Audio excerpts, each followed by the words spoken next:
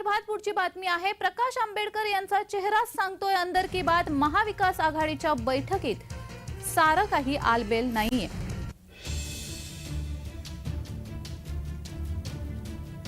मी असलं अजून त्याच्यामध्ये काहीही हे नाहीये। नेक्स्ट मीटिंग मध्ये सगळ्या गोष्टी ठरतील असं। सकारात्मक चर्चा झाली। माझ्या चेहऱ्यावरनं तुम्हाला काय दिसते? माझ्या चेहऱ्यावर पुढची बैठक कधी? तर महाविकास आघाडीच्या बैठकी संदर्भात वंचितची भूमिका काय आहे पाहूयात। अध्यक्ष बाळासाहेब आंबेडकर त्यांच्यासोबत मी आणि आमचे आणखी 2 सहकारी असे उपस्थित होतो।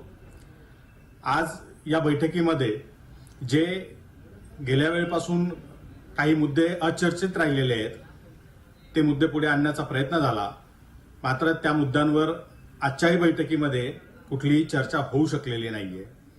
जरांगे यांच्या आंदोलनाबद्दल महाविकास आघाडीची नेमकी भूमिका काय आहे या बाबतीत कुठलीही चर्चा या ठिकाणी झाली नाही। मागच्या वेळेला आम्ही दिलेल्या अजेंडापैकी एक महत्वाचा अजेंडा होता की आपण 15 ओबीसी उमेदवार 48 पैकी दिले पाहिजेत। ओबीसी समाजाचं जे सामाजिक आणि राजकीय जागृतीकरण झालेलं आहे ते टिकवून ठेवण्यासाठी आणि वाढवण्यासाठी देशाच्या हितासाठी 15 उमेदवार हे ओबीसी असावेत अशी भूमिका वंचित बहुजन आघाडीने मांडली होती।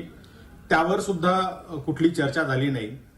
3 उमेदवार हे अल्पसंख्याक समुदायातील असावेत, मुस्लिम असावेत अशी भूमिका वंचित बहुजन आघाडीने मांडली होती। हा प्रस्ताव दिला होता, त्यावर सुद्धा कुठलीच चर्चा झाली नाही। आणि